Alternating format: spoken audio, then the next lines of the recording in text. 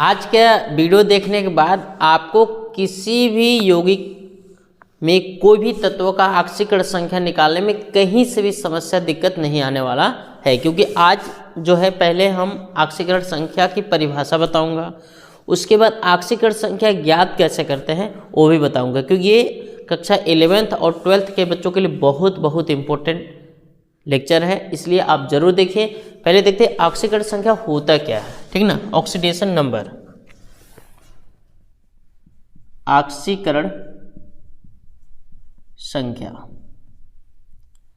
ऑक्सीकरण संख्या, oxidation number. एक चीज को बात रखिए, किसी भी परमाणु पे जितना प्लस माइनस आपको दिखे, कुछ ना दिखे तो 0, 2 प्लस दिखे तो +2, 3 प्लस दिखे तो +3, -2 दिखे तो -2, यानी किसी यौगिक के एक परमाणु में उपस्थित आवेशों की संख्या को उस परमाणु की ऑक्सीकरण संख्या कहते हैं। मैंने क्या बताया, किसी यौगिक के एक परमाणु पर उपस्थित आवेशों की संख्या को उस परमाणु की ऑक्सीकरण संख्या कहते हैं। ये बात अगर नहीं समझ में आया तो एक और देखिए, कोई भी परमाणु हो, अणु हो, आयन हो, उसके ऊपर जितना प्लस माइनस दिखे वह उसकी ऑक्सीकरण संख्या के बराबर है, ठीक ना। अगर कुछ न दिखे तो कुछ नहीं होगा, यानी कि क्या आप लिख सकते हैं इसकी परिभाषा, किसी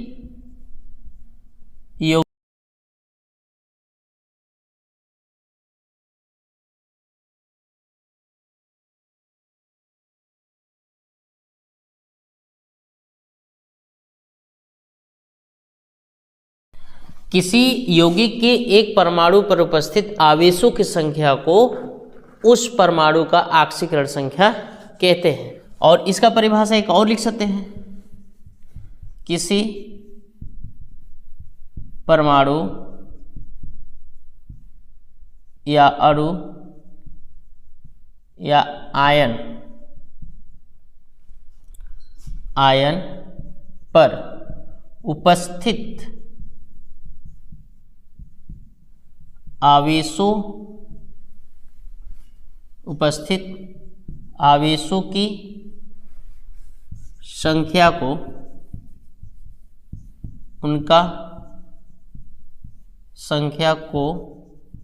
उनका ऑक्सीकरण संख्या कहते हैं। अब जैसे उदाहरण में देख सकते हैं, जैसे NaCl, इस पर एक भी प्लस माइनस आपको दिख रहा है? नहीं दिख रहा है, तो इसकी ऑक्सीकरण संख्या 0 हो गई। SO4 पर 2 माइनस, इस पर दिख रहा है तो इसका -2 दिख रहा है, तो इसका ऑक्सीकरण संख्या -2 होगा। अब जैसे H2SO4 सल्फ्यूरिक अम्ल, इस पर कोई प्लस माइनस दिख रहा है? नहीं दिख रहा होगा, तो इसका ऑक्सीकरण संख्या 0 है। जैसे Cl2, इस पर कोई प्लस माइनस दिख रहा होगा तो इसका ऑक्सीकरण संख्या 0 है। तो इस तरह से आप समझ सकते हैं, ठीक, ऑक्सीकरण संख्या की परिभाषा। अब ऑक्सीकरण संख्या ज्ञात कैसे करते हैं, ऑक्सीकरण संख्या ज्ञात करने के नियम को हम लोग देखते हैं। ऑक्सीकरण संख्या ज्ञात करने के नियम, ऑक्सीकरण संख्या ज्ञात करने के नियम नंबर 1, ये नियम को आप ध्यान रखिएगा। देखिए, किसी अणु या यौगिक की ऑक्सीकरण संख्या हमेशा 0 होता है, ठीक। मतलब क्या बात बोले, यौगिक या अणु की ऑक्सीकरण संख्या 0 होती है। बात सही भी है। जैसे उदाहरण में ले सकते हैं, जैसे NaCl, इसमें Cl2, P4 आदि की ऑक्सीकरण संख्या कितना है? 0 है।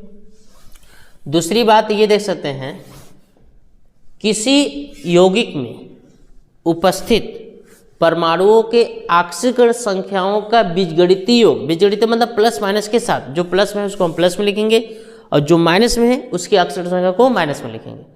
तो किसी यौगिक में उपस्थित परमाणुओं के ऑक्सीकरण संख्याओं का बीजगणितीय योग कितना होता है? 0 होता है। इस बात को आप लिख सकते हैं, क्या लिखेंगे? लिखिए, किसी यौगिक में उपस्थित परमाणुओं के ऑक्सीकरण संख्याओं के बीजगणितीय योग शून्य होता है। इस तरह से लिख सकते हैं। तो अगर Na की ऑक्सीकरण संख्या देखा जाए तो +1 होता है, Cl का कितना होता है -1 होता है, 0 हो जाएगा। ठीक। तीसरी बात, जैसे सभी क्षार धातुओं का lithium, sodium, potassium, rubidium, caesium, francium, ये तत्व कहीं भी किसी भी योग के पाए जाए, कहीं भी आपको दिख जाए, आसपास में कहीं भी दिख जाए, ये क्षार धातुओं का ऑक्सीकरण संख्या +1 हमेशा होता है। ये दिमाग में आप रख लीजिएगा। ठीक। और क्षारी, ये तो होगा क्षार धातुएं। क्षारी मृदा धातुएं, जैसे मृदा धातुएं, क्षारी मृदा धातुएं बेटा, मांगे, कार, स्कूटर, बाप, रोए या राजे, ये ना, ये सब क्षारी मृदा धातु है। ठीक ना। इसको पढ़ सकते हैं हेलिना की रब से फरियाद। लेकिन हाइड्रोजन आपका क्षार धातु नहीं है, इस वर्ग में रखा गया है, लेकिन क्षार धातु नहीं है, इसलिए हाइड्रोजन काट दिया गया। कहीं भी ये तत्व आपको दिख जाए तो इसकी ऑक्सीकरण संख्या आपको +2 लिखने हैं। ठीक ना। यानी कि क्षार धातु का ऑक्सीकरण संख्या +1 और क्षारित मृदा धातु का ऑक्सीकरण संख्या कितना, +2। ठीक ना। चौथी बात को अगर हम देखें, सभी यौगिकों में ऑक्सीजन का जो ऑक्सीकरण संख्या होता है, ऑक्सीजन, सभी यौगिकों में ऑक्सीजन का ऑक्सीकरण संख्या जो होता है, ऑक्सीकरण संख्या हमेशा -2 रखना है। लेकिन पराक्साइडों में जो होता है, पराक्साइडों में -1 होता है। ठीक ना।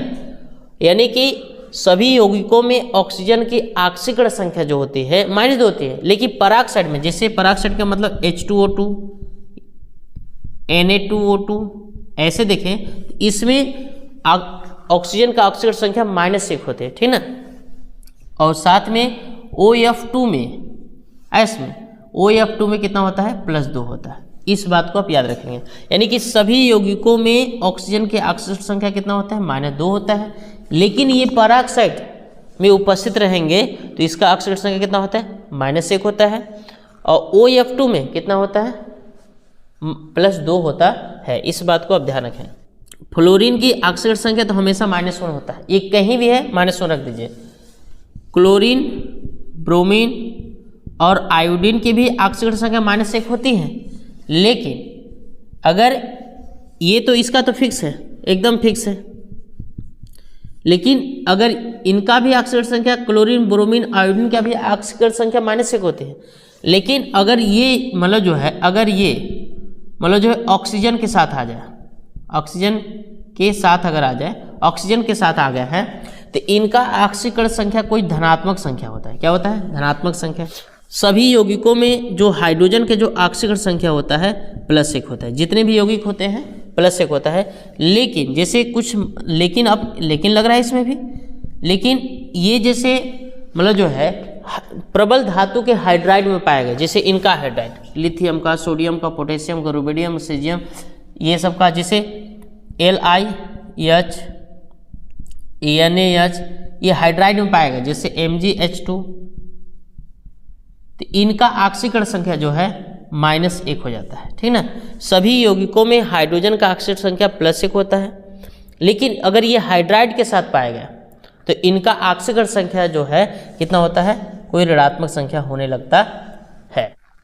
सातवां अगर हम देखें तो मतलब जो है यौगिकों में धातुओं का जो ऑक्सीकरण संख्या होता है, मतलब यौगिकों में धातुओं का जो ऑक्सीकरण संख्या होता है वो हमेशा प्लस में होता है। क्या होता है, प्लस में होता है। आठवां अगर बात करें, जो जटिल यौगिक होते हैं उनका ऑक्सीकरण संख्या जो है उनके संरचना के आधार पर ज्ञात किया जाता है।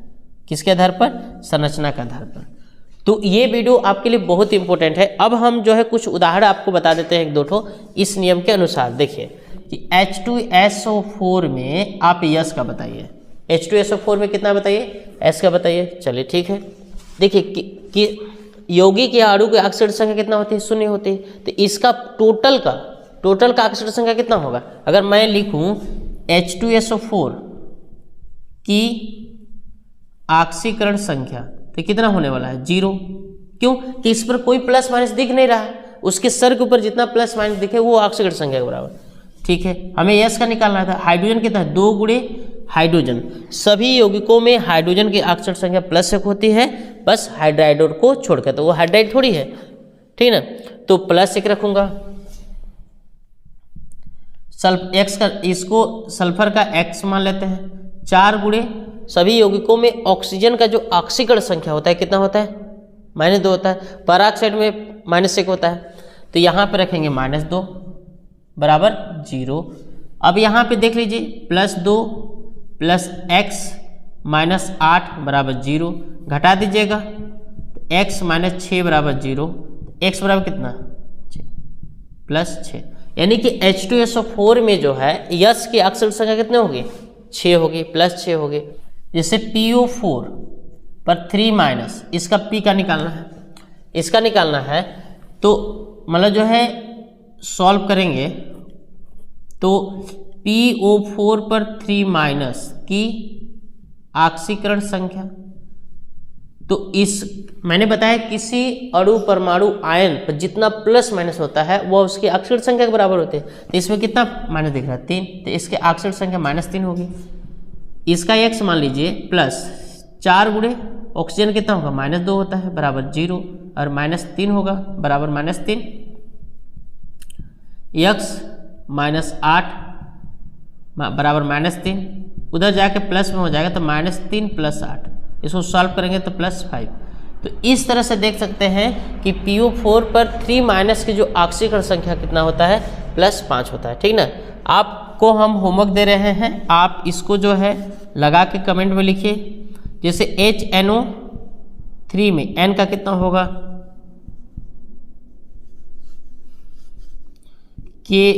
K2CO3 में C का कितना होगा, H3PO4 में P का कितना होगा। ये 3 होमवर्क है आपका, कमेंट बॉक्स में लिखिए रियली में इसका आंसर क्या होगा।